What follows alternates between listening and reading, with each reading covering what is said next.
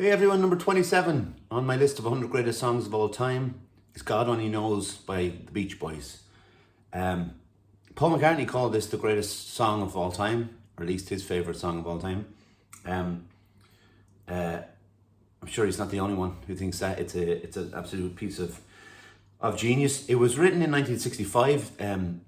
As the Beach Boys went out on tour, their main man, Brian Wilson, was suffering with undiagnosed at the time mental health issues and illnesses, and he didn't want to go on tour with them, so he decided to stay behind and begin work on their next album.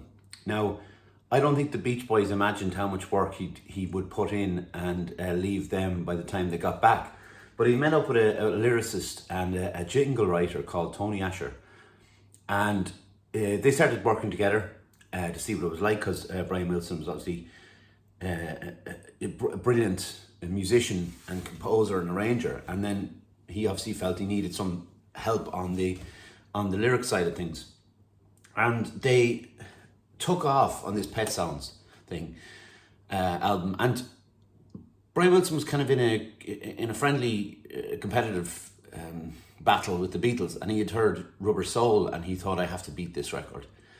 And he knew, not that he knew what was going on at the time, and the Beatles were going for Revolver, and it would eventually push him over the edge. But before, he did have a mental breakdown and then a musical sabbatical after that.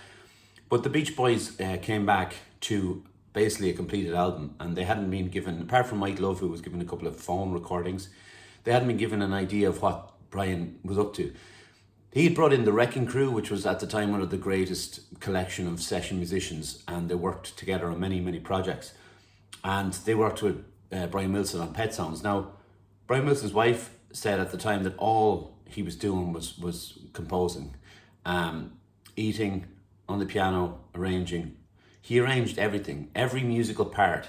There's an incredible film called Love and Mercy, and I don't really like musical biopics that much, but there's an incredible film with Paul Dano as the younger Brian Wilson and John Cusack as the older one.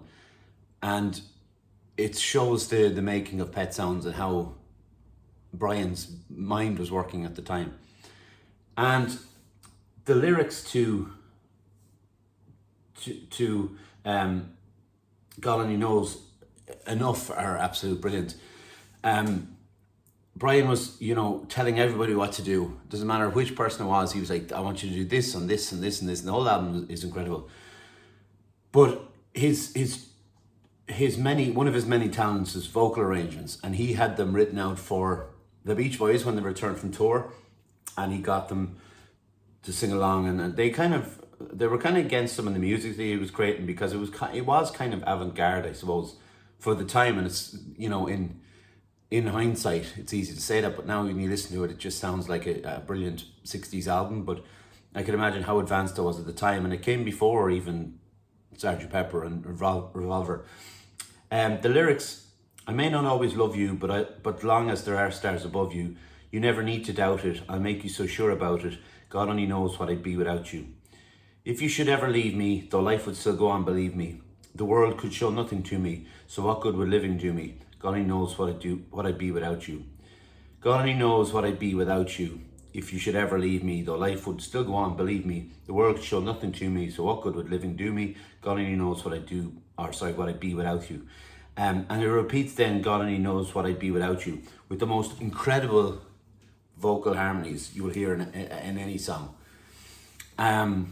And they're kind of dancing around each other. There's this beautiful kind of harpsichord sound that plays throughout. It's obviously a piano, but it sounds like it's been altered in some way, whether it was sped up or something. There's a kind of a strange sound to it that gives it kind of a harpsichord feeling to it.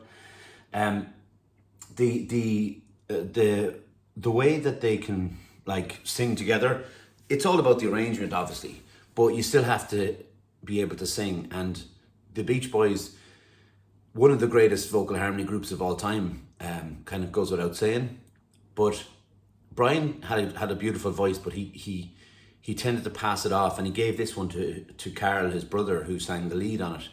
And then those gorgeous vocal harmonies that come in at the end, just stacking up into this it's like something out of a fairy tale or something. This amazing piece of work, and there's horn players on it, and there's so many little bits here and there that you forget about almost until you go back and listen to it again.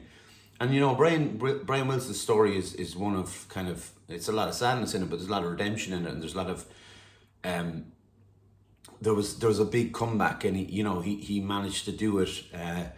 Even though if you read books about him, he considered that his manager and the people around him were dosing him up with a medication that he didn't need, and it was turning him into a zombie. And it was a woman came into his life then who kind of saved him, and you see that in the film Love and Mercy. And he clearly needed a lot of help at the time, but I, having had my own mental health issues, I don't know how, because he was going through it during the recording of Pet Sounds.